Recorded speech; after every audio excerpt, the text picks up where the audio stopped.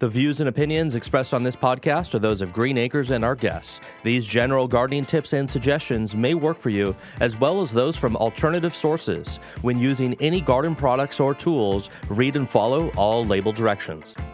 And learn how to make your yard summer strong at bewatersmart.info.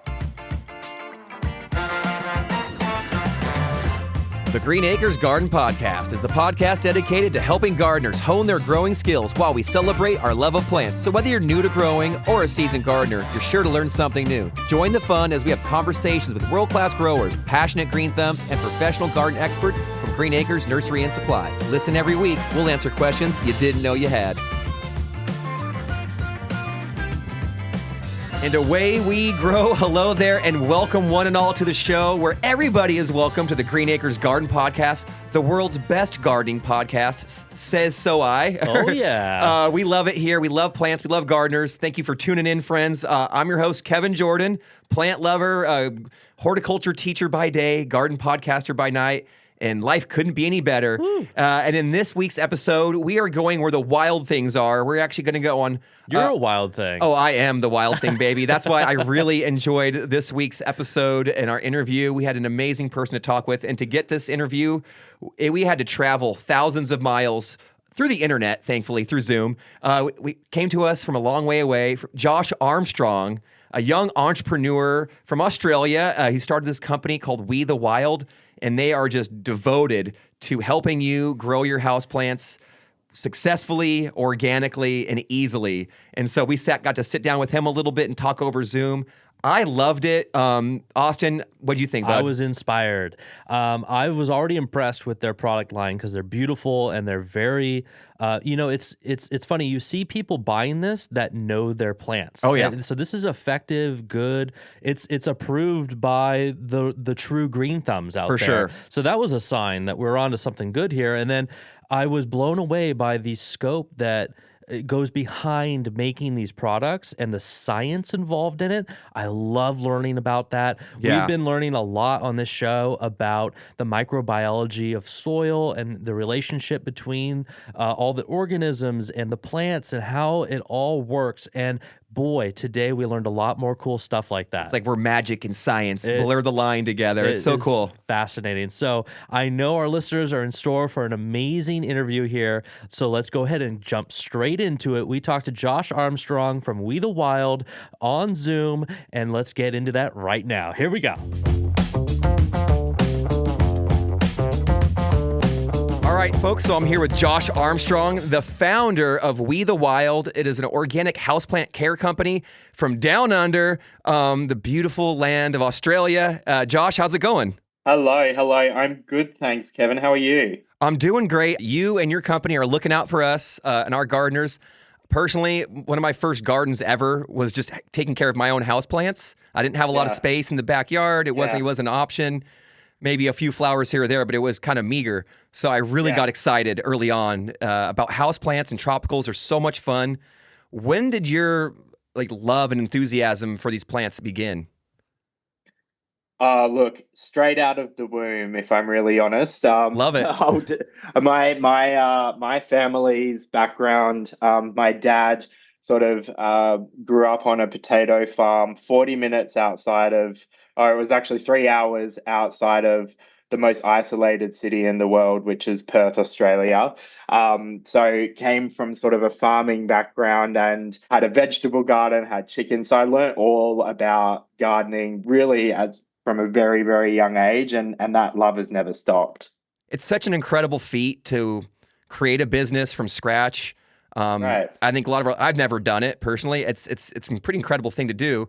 What led up to this? Why do it? It's such an undertaking, and most businesses fail, but yours is starting to really take off, which is awesome. But what led to this?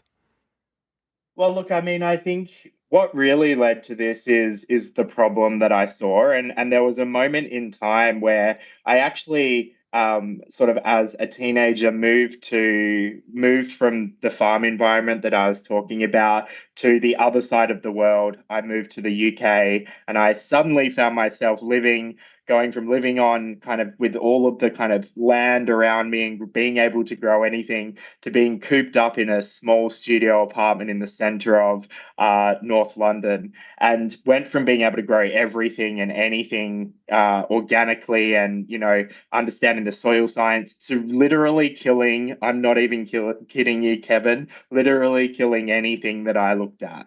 And they were sort of these house plants, and I was trying to keep them alive, and I was just really struggling. And it was sort of one day that there was a particular olive tree or something that I was trying to grow inside, obviously uneducated then about, how like the conditions that olive needed to thrive in indoors, and just was using a spray, an organic spray that was supposed to be organic and supposed to be great and supposed to be easy. And it was just not working. And I was spending too much money on it. And I didn't know what was in it. And I sort of looked down at the label and just looked deeper into this and was like, well, why is this not working for my problem?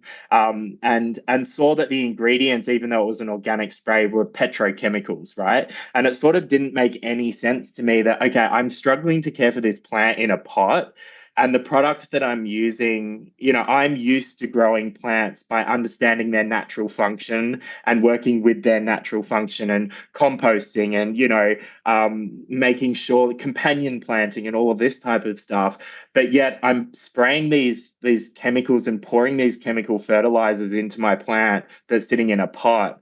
And I'm wondering why it's not working. Like, it pretty much makes sense. A plant is a natural thing. It's a biological specimen. It's kind of counterintuitive that we just continuously hope for the best by pouring chemicals and using these chemical pesticides. And so I put it out to one of my gardening Facebook groups saying, like, do you guys just know what's in this houseplant stuff?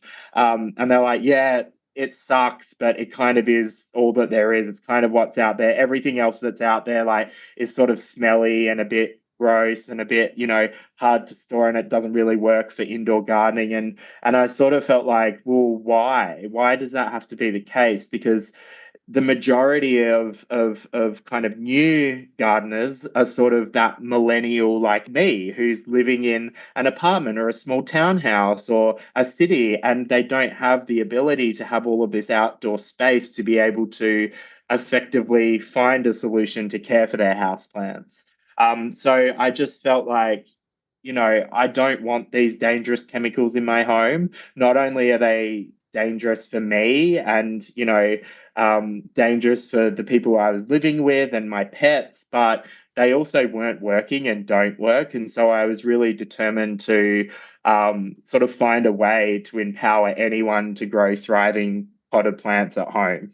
You brought up a great point in that most people, or there's plenty of people that really don't have a backyard or a ton of space to grow a massive garden or have huge patios, but they may be in an apartment. They may have just a little corner that they can devote to a plant or two. And it's for those folks that I think your products are really going to help them just have an amazing houseplant collection. I've been looking at some of your products, even down to the planting, the potting mat. I love it. Yeah. It's very simple, but it's one of those things where, like, if you live somewhere and you don't have a backyard or a place to work, it's kind of nice to be able to kind of create a little worktop, an area where you can work and pot up plants, deal with them, Sure. check on them, and have some fun with them. I love it. Yeah, for sure. I mean, when it came down to formulating the products and our core products, which is, your fertilizers and your kind of pesticides, and the objective is to make them safe, simple, easy, and highly effective for anyone to grow potted plants at home. What I really saw was that, yes, it's definitely for the kind of the beginners around gardening, and there's a lot of people who start their gardening journey through a potted plant kind of inside. But when you're growing a plant in a container, it's a totally different world to growing plants outside, right? And so we also speak to outdoor gardeners a lot who are intimidated by growing houseplants because they understand outdoor. We know that if you have, if you're planting a plant in the earth, there's a part of it which sort of self-regulates, Absolutely. An example is if you're using a chemical fertilizer outside, it won't collect as salt in the soil. Whereas if you're using it in a pot and it's not getting the rainwater that's flushing it out, it does collect as salt, right? That's just one example. But as soon as you cut off your plant from its natural ecosystem and its natural environment, you're immediately cutting it off from that biodiversity, right? From that ecosystem. And a plant is, as I said, as a biological thing, needs that ecosystem to live. It's not just about NPKs. And so for me, it was just as much about empowering people who love gardening, but are very sort of educated and knowledgeable about outside gardening, empowering them to be able to grow house plants as much as it is about beginners and giving them that first plant experience and success at that first plant experience so that they keep buying and growing plants and discovering the joy of gardening. Josh, you brought up Yeah. how plants are biological. There's so many different things going on when they're out in the soil in nature that helps regulate them, their health. And so when plants are in this confined space, you mentioned they're really not made to live in pots. But what is it that you do, or how do we replicate, I guess, nature in a pot? How do we kind of bring that Yeah. into our own homes and make some health in there for them?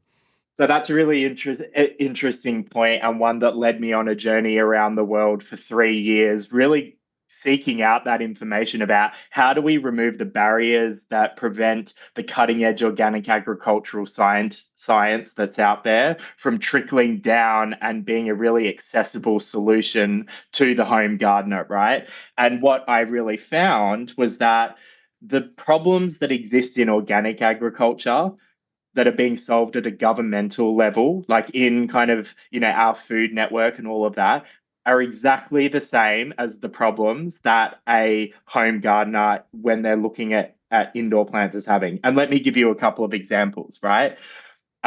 If organic agriculture is trying to solve the problem of drought and flood tolerances. We've seen it in California, right? Oh, Droughts yeah. and floods, right? We see it in Australia all the time. They're using microbial science for that. They're looking at the impacts of fungi and beneficial microbes to retain and balance moisture in the soil, as an example. Drought and floods exactly the same as overwatering and underwatering. If I'm drowning my plant, it's the same as it having a bucket of rain consistently poured on it, right? Yield is another one. Just as much as farmers are looking to grow the juiciest, most nutrient dense carrots for us to eat, we want new growth on our plants. We want lush new vegetation, right? So there's lots of different parallels that exist out there kind of in farming and in agriculture that really do apply to the home garden and particularly indoor plants, right? The problem is that in order to be able to access that science, it's just too difficult. Like an example is if you want a microbial product, so a product that essentially replicates the ecosystem of that plant, not just with the beneficial nutrients, but also microbes, hormones, fungi, enzymes, like micronutrients, all of that good stuff. Traditionally, if you wanted to access that, it was stinky. It required aeration. It required, a potentially a 24-hour process for you to be able to actually bring beneficial microbes to your plant. And so we saw R&D funding from the government that allowed us to be able to remove the barriers to bring that science to anyone. And the benefit is that our products replicate the ecosystem. So as I said before, it's not just the nutrients, but all of the beneficial bacteria and fungi and hormones and enzymes and all of that good stuff. Now, I noticed you have a product called the Enrich Powder. Is Yeah. some of these things you're mentioning, is that inside that powder? Exactly. And so we built a supply chain that really took the best of that kind of the best ingredients and one of those being worm castings. And we have a proprietary production drying stabilization process, which basically brings the best kind of beneficial either microbes or fungi to achieve what it is that we're looking to achieve. And in the example of Enrich powder, that's higher fungal content, right? So it's the natural mycorrhizae, but it's also these other fungal strains that detoxify soil, that create resilience for your house plant. So stop it from being too stressed from, for example, being put next to an air conditioner or a cat chewing its leaf. That feeds the soil over time, that's being achieved by high counts of fungi, whereas something like our grow concentrate, which is to promote fast growth, new shoots, new leaves, all of that stuff, is through growth promoting microbes, right? And growth promoting hormones. And so we're really in our grow concentrate dialing up levels of bacillus bacteria, whereas in our enriched powder, we're really going through a process that encourages the mycorrhizae. Love it. Mycorrhiza, that's like a buzzword here at the show. We love it. Fungus in the soil. It's so awesome. We start, you start learning, and scientists are discovering these incredible relationships between plant roots and the fungal network that surrounds them, and all this mutualism that's going on. And the fungus is helping the roots are helping the fungus. Everybody gets something. It's so cool. I love learning about this stuff. When I went round, a big part of when I was going through this R&D process, developing the formulations with these experts around the world, one study that was brought to me by the CSIRO, which is the leading environmental agency in Australia, and what really got me was a key unlock for me, was like a study that showed how this specific type of worm casting was being used to restore waterways that had been destroyed by chemical fertilizer runoff. And so what they saw is that, the algae blooms and the sediment that comes from NPK fertilizers being used in agriculture, running off into our water systems, destroying kind of the ecosystem there. When the fungi that was in this kind of worm casting was not only breaking down those chemical bonds, but it detoxified the water and restored the soil health to the point that natural flora and fauna was starting to essentially regenerate itself. So they were literally pouring these worm castings into the waterways and allowing the fungi to be able to detoxify it over time to the point where that waterway was restored back to its natural state. And so that's what's so interesting to me around just the power that this science has, but is so under talked about. We don't talk about it enough. And we just have this perception that it's all about the NPK, when plant health is just so much more than that. And particularly plants that are being grown in containers where they don't have that ecosystem around their root system. So cool. I have worm bins at the school. We do a lot of vermicomposting. I'm a huge fan of vermicompost. We use it in our gardens, and man, the results are incredible. And it's every time I speak with somebody on here, I feel like they give me something incredibly new about the power of worm castings. We had someone here a few weeks back talking about how it breaks down some of the chitinase in some of these insects, and keeps some of the pests off them. And as a natural pest, it just has natural pesticidal kind of characteristics. And to hear your story about them using it for ecological restoration, so cool, Josh.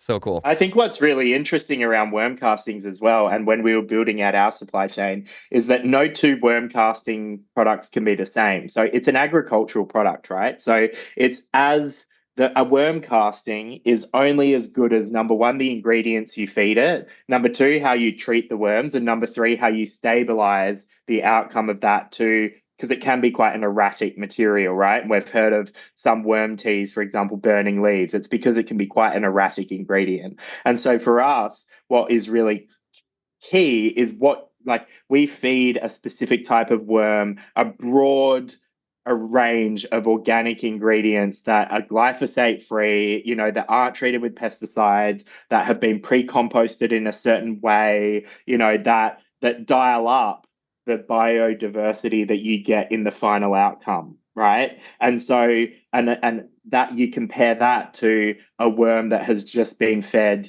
for example, barley, or just been fed a certain lupin grain or something like that, where you're only going to get a very narrow sort of biological outcome at the end of that, because there's a lack of biodiversity in the supply chain at the top. So in Australia, we sort of built this research and development arm of our business, and we were able to take what we'd learned from that and lift and shift it over to the US to be able to bring American houseplant owners the best of that sort of science. Love it. Well, we want the best of the best for sure for our growers here. I think really it's thinking about how do you replicate the soil health from out in the garden inside, and do that in a way that's easy and simple, and biodiverse. So how do you bring microbes and fungi and all of that goodness that your plant needs in its natural ecosystem and allows it to grow healthy and strong? How do you replicate that inside? And that's where the 3-step system of We the Wild comes into place. You sprinkle your enriched powder on the soil. It's going to bring slow release root building fungi. You use Grow Concentrate and just squirt it into your water every time you water. It's going to drive new shoots and new leaves through more fast acting nutrients, but also through the bacillus microbes I was talking about. You spray your leaves with Protect Spray. It's got the vermicompost in there, but it's also got your neem oils and your Australian lemon myrtles and some of these really powerful ingredients that we use down under that aren't available in the US widely. It brings that direct to your leaves to protect and fight kind of the nasties that happen in your leaves. I really appreciate the products that I've seen so far from you in that they're very like ready to use, they're user friendly and straightforward. Sometimes, like especially for someone who's just got a few houseplants, they're not going to really want to go out and invest in maybe getting like a big jug to mix and then getting concentrates. Can you tell us a little about your the neem spray you have? Is that a ready to use bottle? Do you have to mix it, or can a grower just grab it and use it as needed?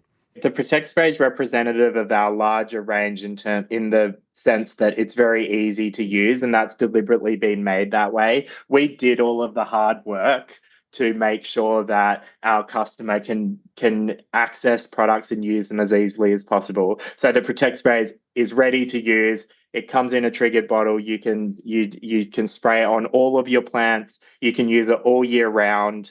And that's the same with all of our products. You don't have to worry about if you're using it, 1 ounce too much on a certain plant, is it going to turn over and die? That's not how these products work. The products are designed to build a relationship with your plant's biological function and work with it. And so you can use it on all of your plants all year round without worrying about burning and overdosing. They're low odor or no odor. And so you don't have to worry about all of those traditional worries that happen. And so it's perfect for busy plant people too. We know that people love plants, but let's be honest, like we're all busy and we all need to get stuff done, and caring for plants should be enjoyable. It shouldn't be complicated. It shouldn't be confusing, and it definitely shouldn't be causing us anxiety. And so that's what we're really here to solve. Yeah, I love it. And you got me thinking, there's a houseplant out there that I think gets a rap for being like, oh, this is a tricky houseplant. It's a tropical, this is high level stuff. But honestly, I've kind of been shocked at how durable and easy to care for they are. And you have a product that I think makes caring for them even easier. I may have to give it a go. I haven't tried them yet, but I just saw it. It's the Orchid Care Essential Kit you put together. Can you tell me a little bit about that? Yeah, I was going to say one of the things when I was kind of in Central America as well that blows my mind is seeing these orchids just growing on, the side of trees. And just, this whole concept of orchids being so difficult to care for, but when you're treating them in their natural, like working with their natural function, they grow like weeds. You're walking around and these incredible blooms, this diverse range of orchids that are just growing on tree trunks. And I think that is so inspiring as well. And that's what inspired me to really look at actually how do we take this one step further and solve problems for plants like orchids where we're having our biggest issues. And again, it goes back to the fact that when those plants are growing in nature, they're not being fed chemicals that are made in a lab. They're not being fed ammonium nitrate products. They're not having plant food spikes pushed into them. That's not how they're growing. They're growing through the relationship with their natural environment. And so that comes back to that core science that is ubiquitous and across every type of plant, which is the microbiome, right? And so we really took the science that we'd learned around Grow Concentrate and we looked at how can we adapt that and change that to encourage flowering plants like orchids, but also other flowering tropical type plants to be able to live their best life. And so what we do is we sort of dial up the microbes that exist to promote vigorous flowering. And that's another type of bacillus bacteria. But also, how do we create a microbial stack that also helps the plant unlock phosphorus that sits around its root system, right? So it's about converting something that otherwise wasn't bioavailable into a bioavailable state. The orchid kit's an example of that. We combine it with a spray because we know that the biggest problems that orchid owners face is sort of your fungal issues and the issues that come with kind of inconsistent moisture management. And so we developed a spray that sits alongside our bloom concentrate to give kind of total orchid care. But that's now have now been able to tweak our formulations to make those also really great to be able to use across all of your common flowering houseplants. So cool. Yeah, I love it because so much of what I grow, it's all foliage. And that flower spike came up, and I've had blooms on it for a solid month where they popped out, they've opened up, and they haven't like faltered. And so I'm just enjoying them. And so it's pretty cool to see kind of like a dual package put together where it's a kit where it kind of just makes things that once seemed a little more difficult or complex pretty basic and straightforward. And I think that will probably find a home for a lot of people out there. I got to say, a lot of your stuff, it just seems it's kind of the perfect time of the year for it because your products all seem like they're very giftable. Right, they seem like if I got one of these, I'd be like, oh, dude, this person knows me. Like they know what I like. And it's kind of because it just seems like products that you kind of just want to use. I don't know if it's the packaging, the marketing, or just the conversation. But I think there's a lot of positive potential for you guys, man. I think there's some people out here that just might appreciate what you're doing. And one thing that I really appreciate is your work with reforestation and using kind of the momentum that We the Wild generates for other positive ventures. Can you kind of enlighten me on that a little bit about how you guys plant trees and how does that actually work?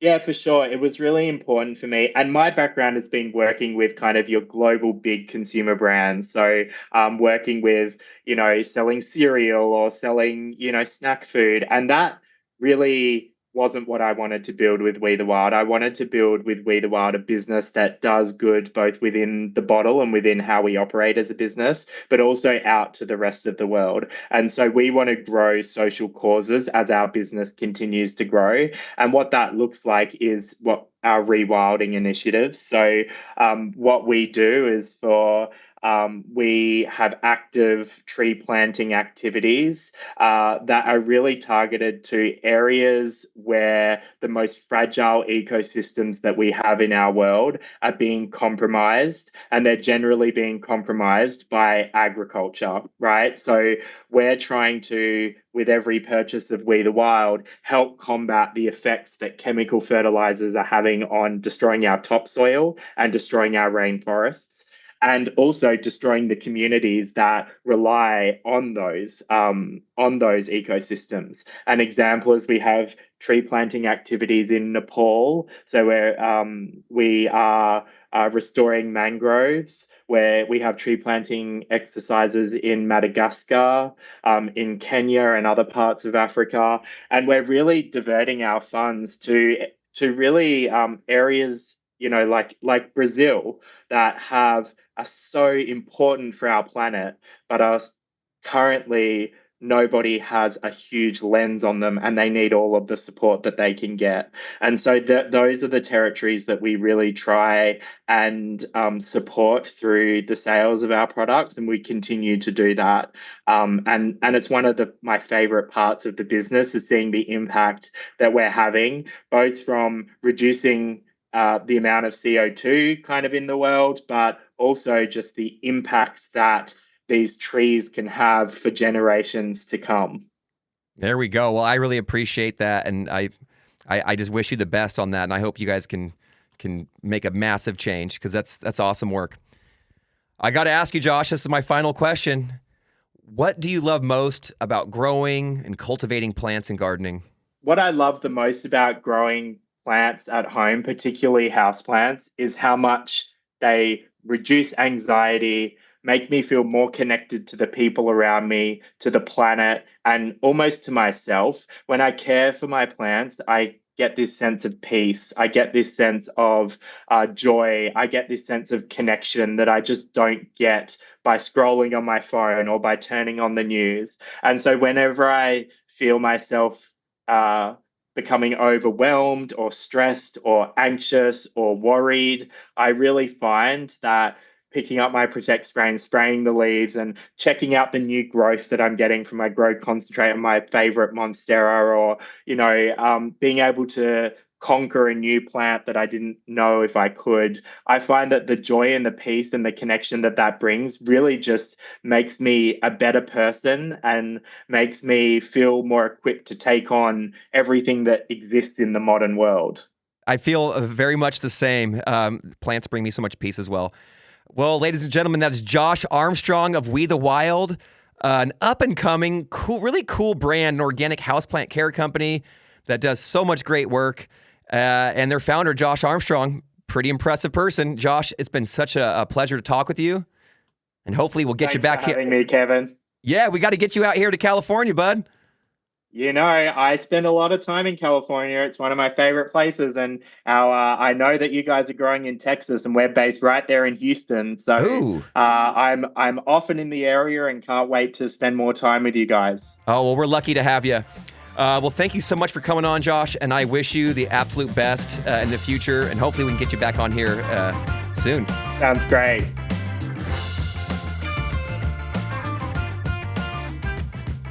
All right, we are back from our interview with Josh Armstrong. The big thank you to Josh. Thanks for speaking with us. Kevin, I had an absolute blast just listening to that. What was it like to talk to Josh? Dude, super delightful.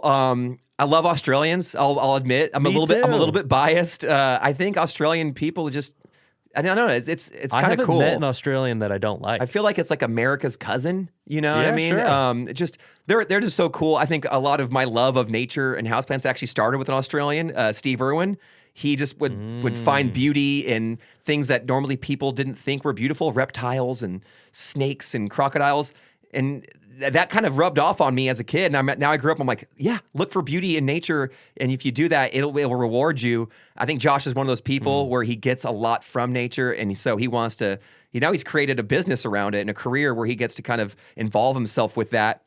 Loved it. So hats off. I mean, I tip my straw hat to you, Josh, for what you're doing, and creating a company from scratch is pretty cool, pretty big endeavor. And not only that, it's going to hopefully help our listeners grow their houseplants a little better. If anyone listening is like me, I grew up never having a ton of space in the backyard for a veggie garden or for flower garden, a little spot here or there. But my first real, foray into cultivating plants and growing was getting a few houseplants in my bedroom, and then getting a few more, and then a few more, and then I was hooked. And I tried to turn my bedroom as a teenager into like a little tropical oasis. From that day, I was hooked. And so you don't have to have a ton of space to have a beautiful collection of plants. Houseplants are an amazing thing to kind of get your hooks into, but you don't want to fall into the pitfalls, and having lack of success might pull you down. And so it's good to be successful. Products like his, and just the information that he was providing about soil health and trying to bring nature into that little pot and recreate it the best you can. Avoid all those chemical pesticides and herbicides. I loved it. I think he's on a wild trajectory of success. And that's what we want our listeners and anyone growing. It's like, we want you to be successful.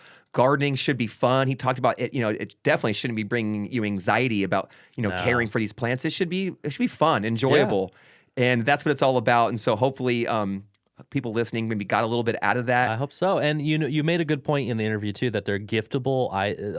They make great gifts. So I totally agree with that. And I'll go ahead and put in the episode description on our website, we have the collection of the products that we sell in our stores, so you can check them out and see if any of them are a good fit for you or somebody that you know. And it's that time of year, so it might be a great gift for the holidays. I mean, Austin. I'm right here. The holidays are coming up. Wink, wink. No, they are. I'm eyeballing the grow light and the enrich fertilizer. I think that's what I want. For sure. All of these would make great little kits to get people going. And even if somebody's already an established, houseplant grower, they were sure to love it too.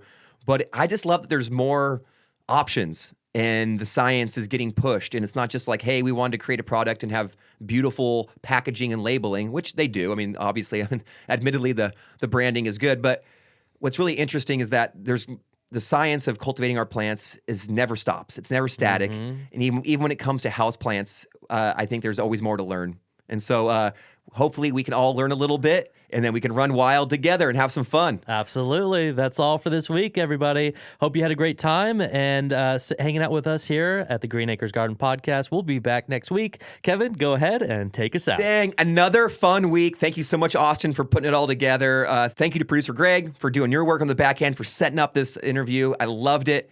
And the biggest thanks of all goes to all you listeners out there. We love you. We appreciate you tuning in. Share us with somebody, and just come back again next week for more garden adventures, because there's more to come, friends. Let's do it. Let's get after it. Until then, garden friends, happy gardening to you all. And please, never stop growing.